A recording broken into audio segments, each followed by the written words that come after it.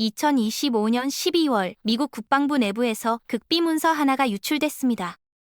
제목은 단 6글자였습니다. 한국에 요청하라. 세계 최강 미 해군이 70년간 자신들이 지켜줬다고 믿어온 나라에 무릎을 꿇었습니다.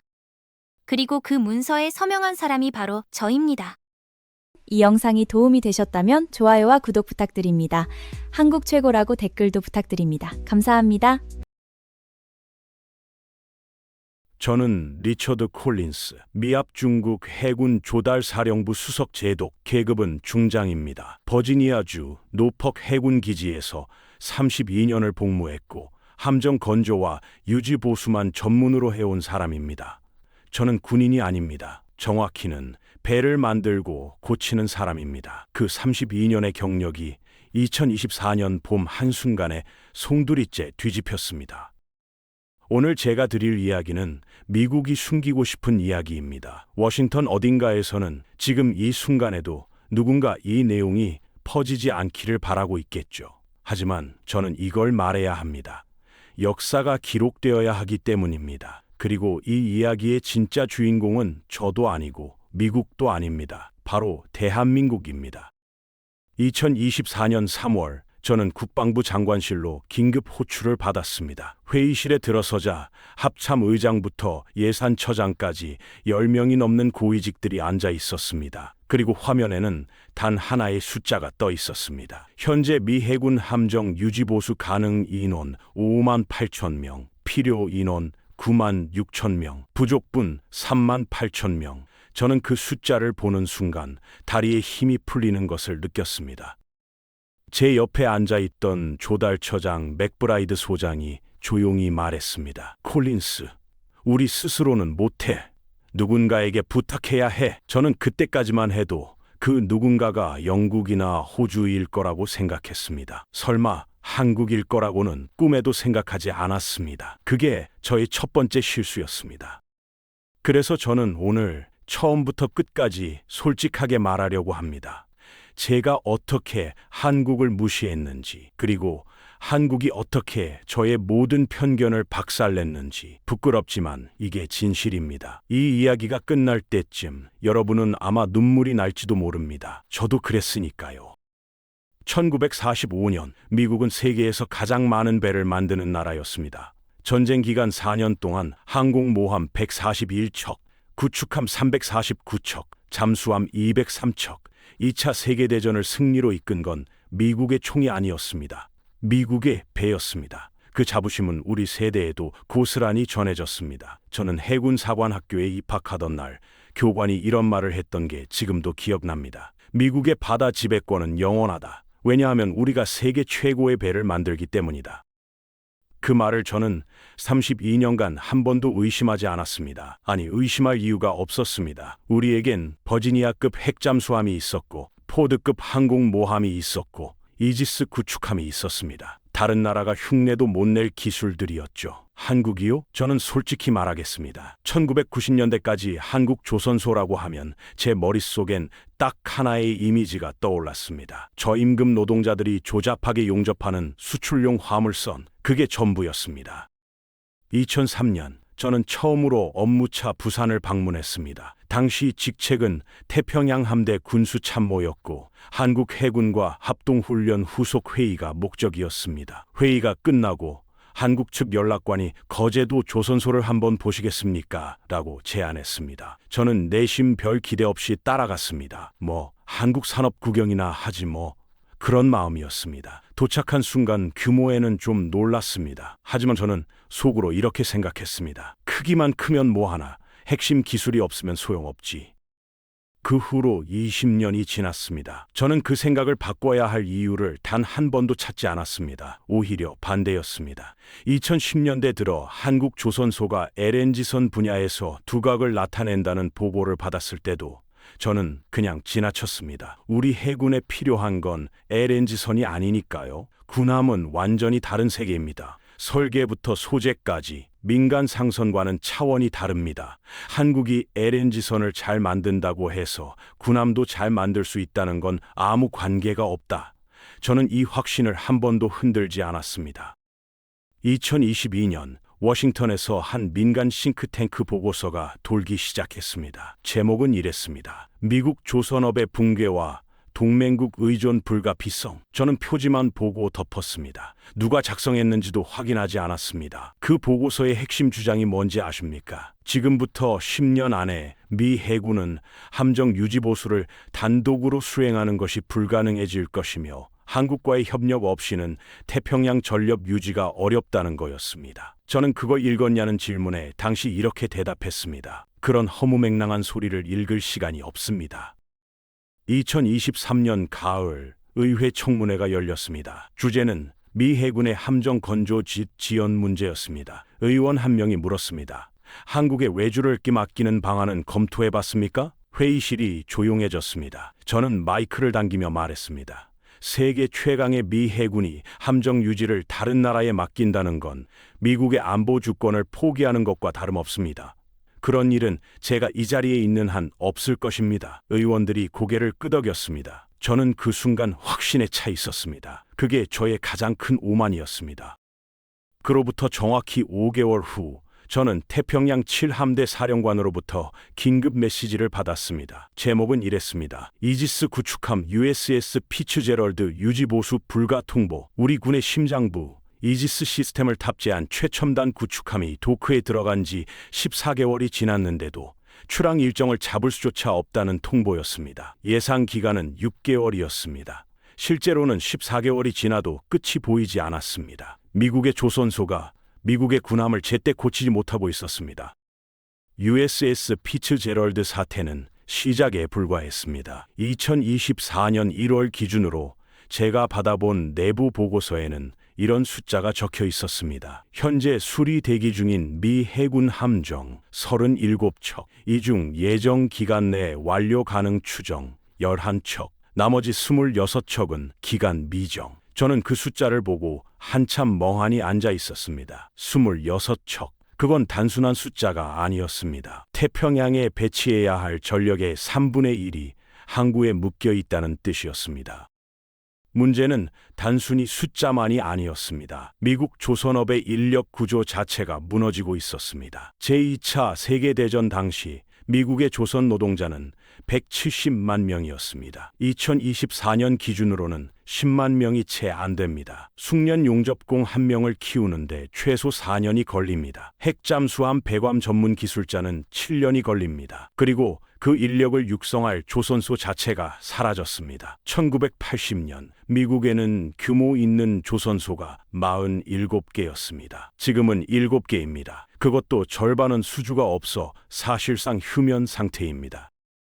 저는 그해 2월 처음으로 부하 직원이 올린 보고서를 제대로 읽었습니다. 바로 그 2022년에 덮어뒀던 싱크탱크 보고서였습니다. 제 부관이 제동님, 이번에 한 번만 읽어보십시오 라며 다시 올려놨습니다. 저는 짜증스럽게 집어들었다가 첫 장에서 손을 멈췄습니다. 거기엔 이런 문장이 있었습니다. 현재 미국이 연간 건조할 수 있는 잠수함은 1.2척이다. 중국은 6척 이상을 건조하고 있다. 5년 후 태평양의 잠량의 잠수함 절균형은 역전된다. 저는 그 문장을 3번 읽었습니다.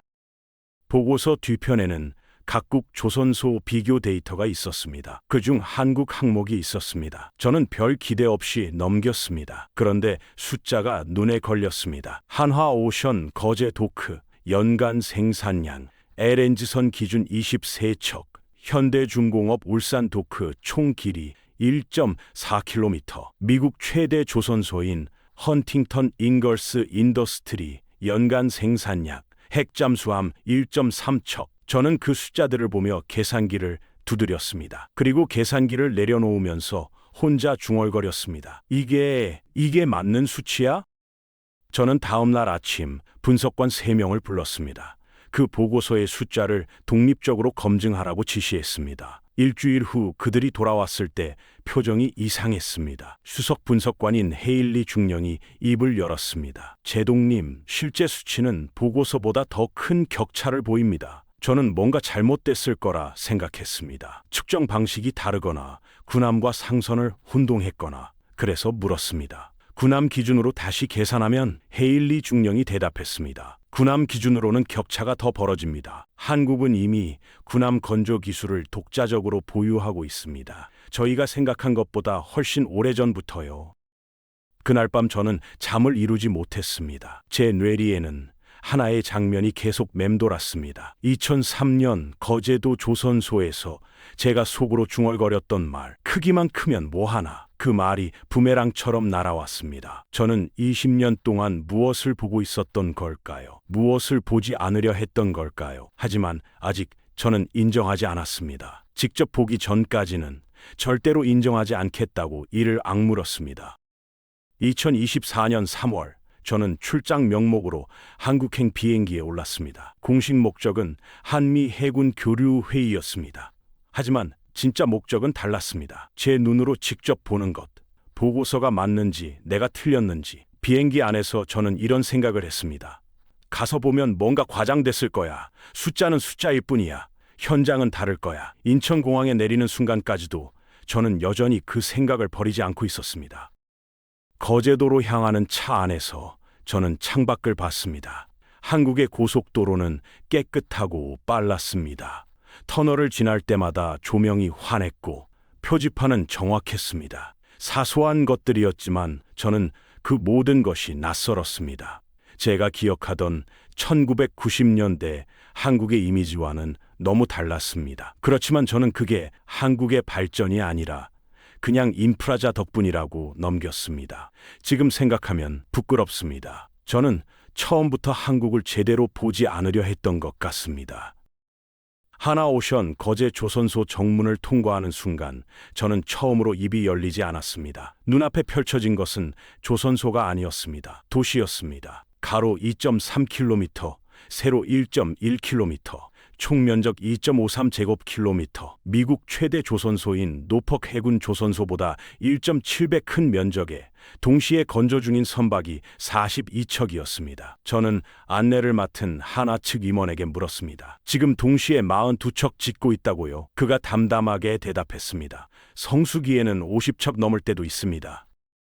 도크 안으로 들어갔을 때 저는 숨이 멎는 줄 알았습니다. 제 눈앞에 있는 LNG선 한 척의 길이는 295m, 에펠탑을 옆으로 눕혀놓은 것과 같은 길이입니다. 그 배가 지금 이 도크에서 건조되고 있는데 옆 도크에도, 그 옆 도크에도 똑같은 크기의 배들이 서 있었습니다. 그리고 그 배들 사이를 수천 명의 작업자들이 개미처럼 움직이고 있었습니다. 용접 불꽃이 사방에서 튀었고 크레인이 수십 톤짜리 철판을 허공에 들어올렸습니다. 저는 30년 해군 생활을 하면서 이런 규모의 현장은 본 적이 없었습니다. 안내 담당자가 태블릿을 꺼냈습니다. 화면에는 숫자들이 빼곡했습니다. 저는 그중 하나에 시선이 멈췄습니다. 용접 자동화율 78%, 미국 조선소 평균 용접 자동화율은 22%입니다. 저는 물었습니다. 이게 무슨 의미입니까? 안내 담당자가 설명했습니다. 사람 손이 닿는 부분이 그만큼 적다는 뜻입니다. 오차가 줄어들고 속도가 빨라지고 품질이 균일해집니다. 옆에 서 있던 우리 분석관 헤일리 중령이 조용히 제 팔을 건드렸습니다. 그녀의 얼굴이 창백했습니다. 통계 브리핑실로 이동했습니다. 화면에 도표가 떴습니다. 선박 한 척당 평균 건조 기간, 하나오션 LNG선 기준 24개월, 미국 바스 아이언 웍스 구축함 기준 72개월. 저는 반박하려 했습니다. 군함과 상선은 다릅니다. 단순 비교는 무의미합니다. 하나 측 엔지니어가 조용히 다음 슬라이드를 눌렀습니다. 화면에는 한국 해군 이지스 구축함 세종대왕함의 건조 데이터가 나왔습니다. 설계 착수부터 진수까지 38개월, 미국의 주무알트급 구축함 설계 착수부터 취역까지 114개월. 저는 그 숫자를 보며 아무 말도 하지 못했습니다. 점심 식사 자리에서도 저는 말이 없었습니다. 음식이 입에 들어가는지도 몰랐습니다. 옆에 앉은 헤일리 중령이 조용히 말했습니다. 제동님, 가격 자료도 보셨습니까? 저는 고개를 저었습니다. 그녀가 태블릿을 내밀었습니다. 동급 함정 유지보수 비용 비교. 미국 내 조선소 기준 1억 3,400만 달러, 한국 조선소 기준 6,100만 달러. 저는 그 숫자를 보고 처음에는 오타라고 생각했습니다. 제로가 하나 빠진 거 아닌가. 하지만 아니었습니다. 절반도 안 되는 가격. 게다가 기간은 절반, 품질은 그 이상. 저는 식사 자리를 조용히 일어났습니다. 화장실 거울 앞에 서서 처음으로 제 얼굴을 제대로 들여다봤습니다. 오후에 우리는 기술 시연 현장을 방문했습니다. 하나오션이 개발한 용접 자동화 로봇 아크1이 작동하는 것을 봤습니다. 두께 60mm짜리 고장력 강판을 오차 0.08mm로 용접하고 있었습니다. 0.08mm, 사람 머리카락 굵기의 절반입니다. 저는 담당 엔지니어에게 물었습니다. 미국 기준 허용 오차가 얼마입니까? 그가 잠깐 망설이다 대답했습니다. 군함 기준으로는 2mm입니다. 저는 2mm와 0.08mm를 머릿속에서 비교했습니다. 20도배. 한국의 정밀도가 미국보다 25배 높았습니다. 저는 그날 처음으로 내가 틀렸을지도 모른다는 생각을 했습니다. 거제도에서 워싱턴으로 돌아오는 비행기 안에서 저는 노트북을 열었습니다. 14시간의 비행 동안 한숨도 자지 못했습니다. 머릿속이 뒤죽박죽죽이었습니다. 제가 본 것들을 어떻게 정리해야 할지 몰랐습니다. 그때 부관이 서류 하나를 건넸습니다. 제동님, 귀국 전에 한국 측에서 전달해달라고 한 자료입니다. 봉투를 열었을 때 저는 그 안에 첫 줄을 읽고 손이 굳어버렸습니다. 미합 중국 해군 조달사령부 내부 보고서 2019년 4월 기밀 해제 버전. 그것은 미국 내부에서 작성된 문서였습니다. 5년 전 우리 해군 자체 분석팀이 작성한 보고서였습니다. 저는 그 보고서의 존재를 전혀 몰랐습니다. 결론부터 말하면 이렇습니다. 2025년을 기점으로 미국은 독자적인 함정 유지보수 능력을 상실한다. 현실적 대안은 한국조선소와의 협력체계 구축이다. 이를 위한 MASGA 협정 체결을 권고한다. 2019년에 이미 5년 전에 우리 내부에서 이 결론을 내리고 있었습니다. 저는 보고서를 앞뒤로 뒤집어 봤습니다. 서명란에는 당시 해군 조달처장의 이름이 있었습니다. 저의 전임자였습니다. 저는 그분이 퇴임할 때 직접 인수인계를 받았습니다. 그런데 이 보고서는 단 한 번도 저에게 전달되지 않았습니다. 왜일까요? 한 페이지를 더 넘기자 첨부 파일 목록이 나왔습니다. 그 중에 익숙한 이름이 있었습니다. 미국 최대 조선소를 운영하는 방산그룹의 이름. 그들이 이 보고서가 채택되지 못하도록 의회에 로비를 했다는 내부 메모가 첨부돼 있었습니다. 저는 그 메모를 2번 읽고 창밖 구름을 멍하니 바라봤습니다. 군산복합체라는 말을 들어보셨습니까? 무기를 팔고 배를 만들고 유지보수를 독점해서 막대한 이익을 취하는 기업들의 카르텔입니다. 저도 그 존재를 모르는 건 아니었습니다. 하지만 그게 이렇게까지 노골적으로 작동하고 있을 줄은 몰랐습니다. 한국조선소와 협력하면 비용이 절반으로 준다. 그럼 그 나머지 절반은 어디로 갔을까요? 미국 납세자들의 세금이 비효율이라는 이름으로 방산기업의 배를 불리고 있었습니다. 그리고 그 구조를 지키기 위해 5년 전에 보고서가 서랍 속에 묻혔습니다. 한국 측 추가 자료에는 또 다른 충격이 기다리고 있었습니다. 중국 조선소의 LNG선 불량률 데이터였습니다. 2020년에서 2023년 사이 중국 조선소가 인도한 LNG선의 누수 및 균열 결함 발생률 18.7%, 한국 조선소 동기간 결함 발생률 0.3%. 저는 그 숫자를 보며 다른 걱정이 생겼습니다. 우리가 중국에 군함 유지 보수를 맡겼다면 어떻게 됐을까? 실제로 미회 일부에서 그런 주장을 한 사람이 있었습니다. 비용이 가장 싸다는 이유로 0.3%와 18.7%의 차이가 전쟁터에서 무슨 의미를 갖는지도 모르고. 워싱턴에 도착하자마자 저는 국방부 차관보실로 직행했습니다. 비행기에서 읽은 자료들을 들고 갔습니다. 차관보는 제가 들어서는 것을 보자 표정이 굳었습니다. 그는 이미 알고 있었습니다. 아니, 저보다 먼저 알고 있었습니다. 콜린스 안께. 그의 목소리는 낮았습니다. 자네가 한국에 다녀온 건 우연이 아닐세. 이미 결정이 됐어. 우리는 MASGA를 진행해야 해. 문제는 이걸 어떻게 발표하느냐야. 저는 의자에 앉으면서 말했습니다. 제가 청문회에서 한 말을 기억하십니까? 차관보가 쓴웃음을 지었습니다. 기억하지. 그래서 자네를 한국에 보낸 거야.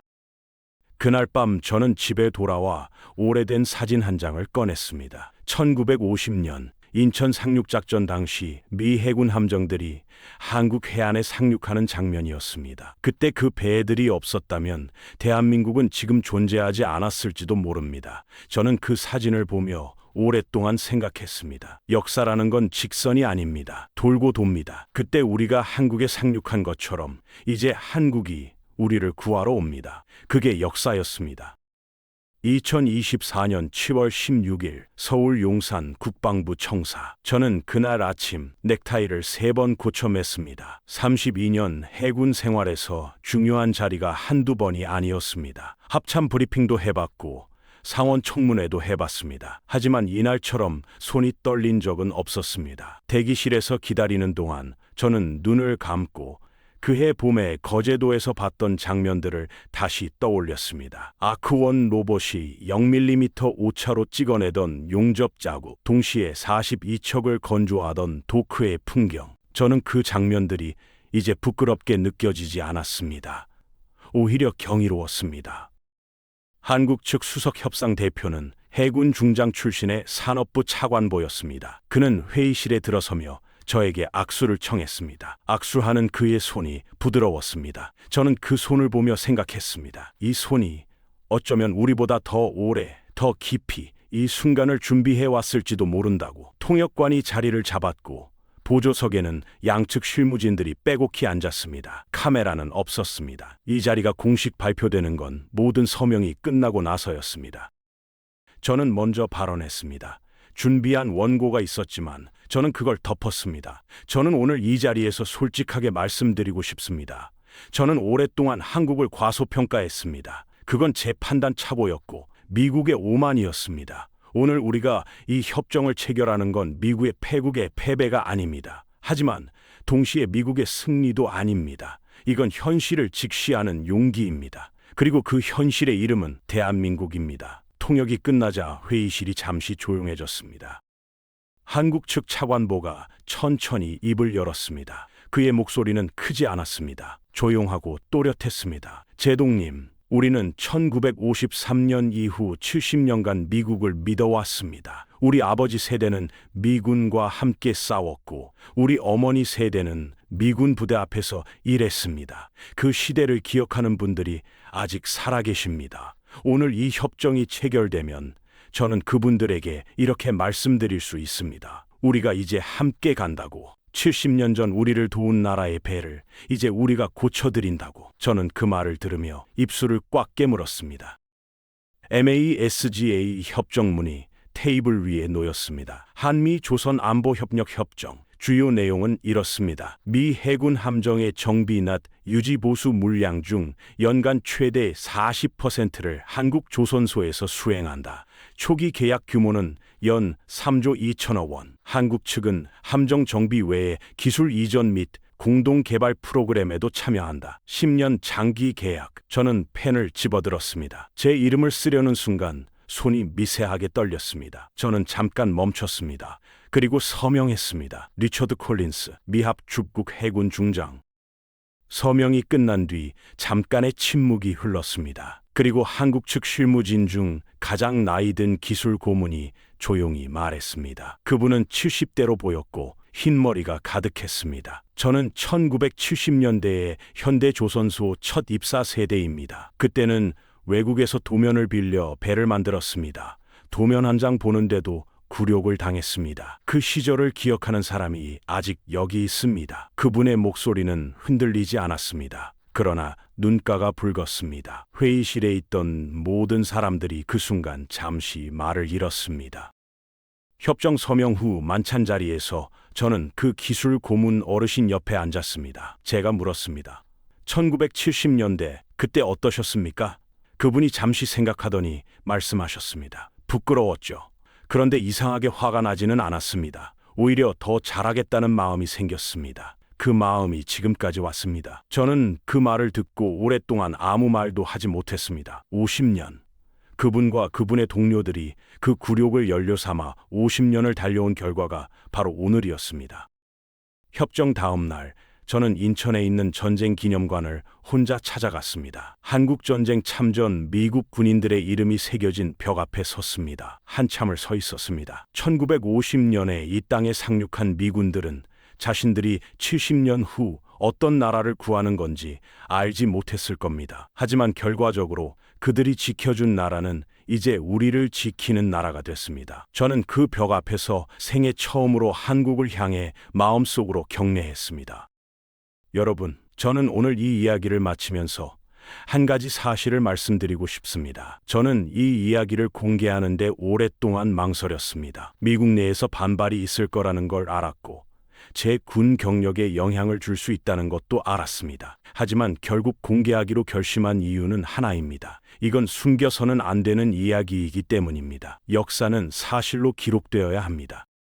제가 처음 한국을 방문했던 2003년, 저는 거제도 조선소를 보고 속으로 비웃었습니다. 그리고 2024년, 그 조선소의 후예들이 미 해군의 함정에 손을 댈 자격을 얻었습니다. 20년이었습니다. 20년 동안 한국은 아무 말 없이 실력을 쌓았습니다. 누군가 인정해줄 때까지 기다리지 않았습니다. 그냥 했습니다. 저는 그게 가장 무서웠습니다. 소리 지르지 않고 이긴 사람이 가장 무서운 사람입니다.